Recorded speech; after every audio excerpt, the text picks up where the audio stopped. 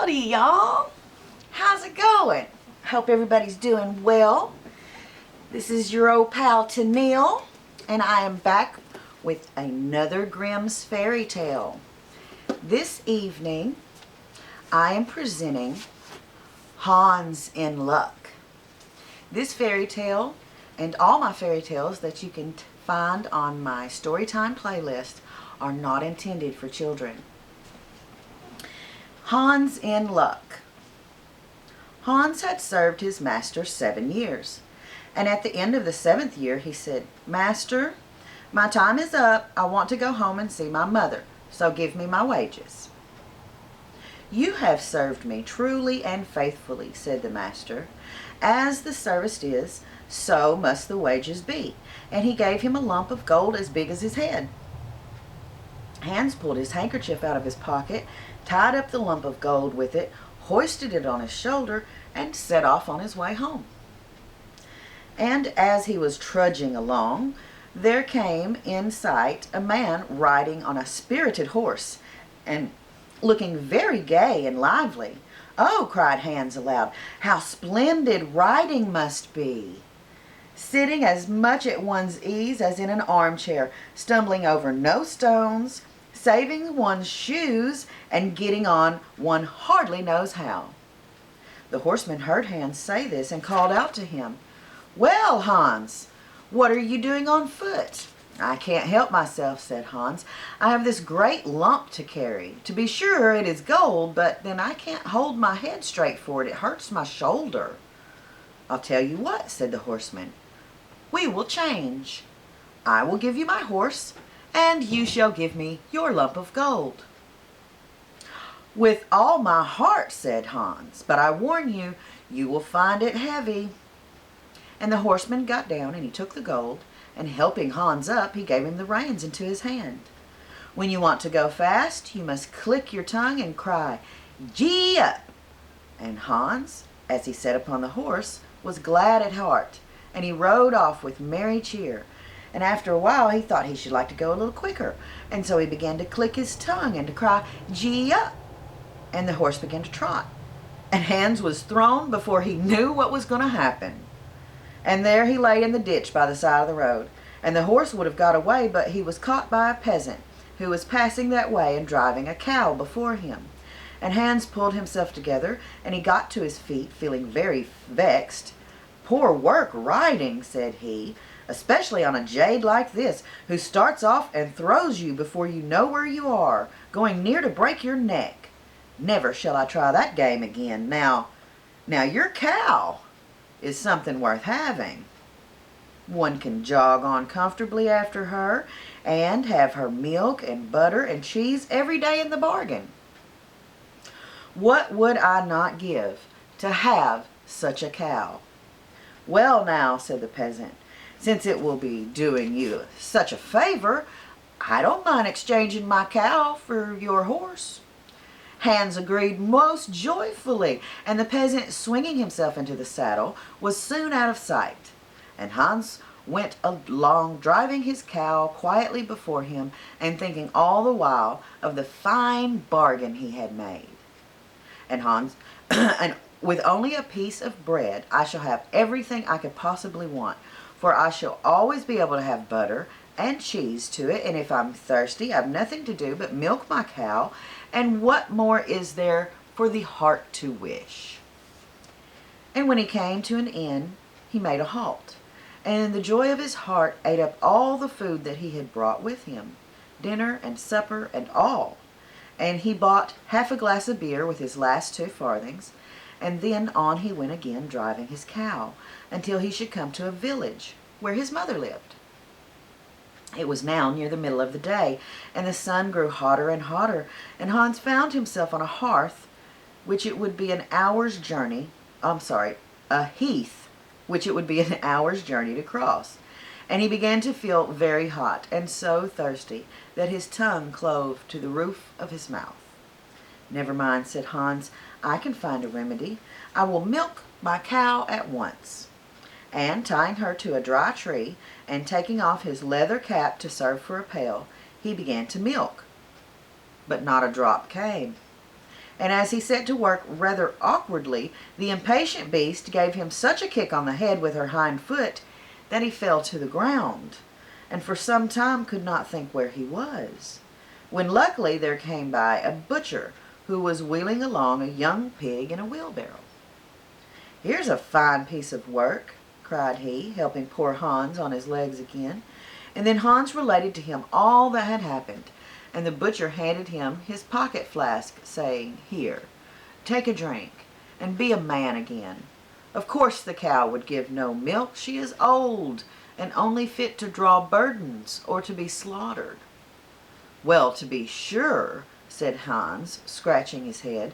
"Who would have thought of it? Of course, it is a very handy way of getting meat when a man has a beast of his own to kill, but for my part, I do not much care about cow beef. It is rather tasteless. Now, if I had a young pig, that is much better meat. And then the sausages." "Look here, Hans," said the butcher, "just for the love of you, I will exchange, and I will give you my pig instead of your cow." "Heaven reward such kindness," cried Hans, and handing over the cow, received in exchange the pig, who was turned out of his wheelbarrow and was to be led by a string. So on went Hans, thinking how everything turned out according to his wishes, and how, if trouble overtook him, all was sure to be set right directly. After a while, he fell in with a peasant who was carrying a fine white goose under his arm. They bid each other good day, and Hans began to tell about his luck, and how he had made so many good exchanges. And the peasant told how he was taking the goose to a christening feast. "Just feel how heavy it is," he said, taking it up by the wings. "It's been being fattened for the last 8 weeks, and when it is roasted, won't the fat run down?" "Yes, indeed," said Hans, weighing it in his hand. "Very sure to be fine, but my pig is not to be despised." Upon which the peasant glanced cautiously on all sides and shook his head. "I am afraid," said he, "that there is something not quite right about your pig. In the village I have just left, one had actually been stolen from the bailiff's yard. I fear that you have it in your hand. They have sent after the thief, and it would be a bad lookout for you if it was found upon you. The least that could happen would be you would be thrown into a dark hole."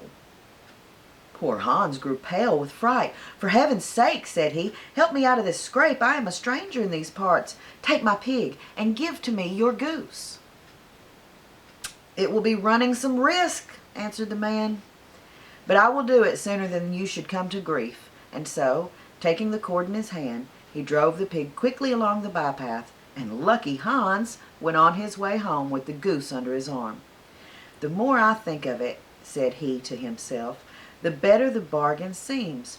First I get the roast goose, then the fat, and that will last a whole year for bread and dippings, and lastly the beautiful white feathers which I can stuff my pillow with. How comfortably I shall sleep upon it, and how pleased my mother will be."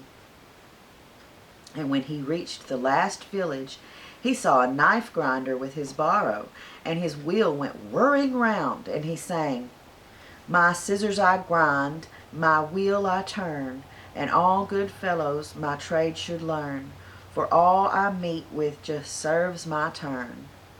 And Hans stood looking at him, and at last he spoke to him and said, "You seem very well off and merry with your grinding." "Yes," answered the knife grinder, "my handiwork pays very well. I call a man a good grinder who every time he puts his hand in his pocket he finds money there. But where did you buy that fine goose?" "I did not buy it, but I exchanged it for my pig," said Hans. "And the pig?" "Well, I exchanged that for a cow." "And the cow?" "I had exchanged that for a horse." "And the horse?" "Well, I gave a lump of gold the size of my head." "And the gold?" "Oh, that was my wage for 7 years' service."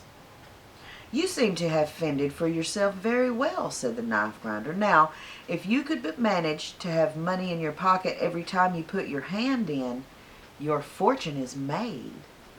"Well, how shall I manage that?" said Hans. "You must be a knife grinder like me," said the man. "All you want is a grindstone, and the rest comes of itself. I have one here. To be sure, it is a little damaged, but I don't mind letting you have it in exchange for your goose. What do you say?" "How can you ask?" answered Hans. "I shall be the luckiest fellow in the world, for if I find money whenever I put my hand in my pocket, there's nothing more left to want." And so he handed over the goose to the peddler and received the grindstone in exchange. "Now," said the knife grinder, taking up a heavy common stone that lay near him, "here is another proper sort of stone that will stand a good deal of wear and tear, that you can hammer out your old nails upon. Take it with you and carry it carefully." Hans lifted up the stone and carried it off with a contented mind. "I must have been born under a lucky star," cried he, with his eyes sparkling for joy. "I have only to wish for a thing, and it's mine." After a while he began to feel rather tired, as indeed he had been on his legs since daybreak. He also began to feel rather hungry, as in the fullness of his joy at getting the cow he had eaten up all he had. At last he could scarcely go on, and had to make himself halt every moment, for the stones weighed him down most unmercifully, and he could not help wishing that he did not feel obliged to drag them along. And on he went at a snail's pace, until he came to a well, when he thought he would rest and take a drink of the fresh water. And he placed the stones carefully by his side at the well, and he sat down, and as he stooped to drink, he happened to give the stones a little push, and they both fell into the water with a splash. And then Hans, having watched them disappear, jumped for joy and thanked his stars that they had been so lucky as to get rid of the stones that had weighed upon him so long, without any effort of his own.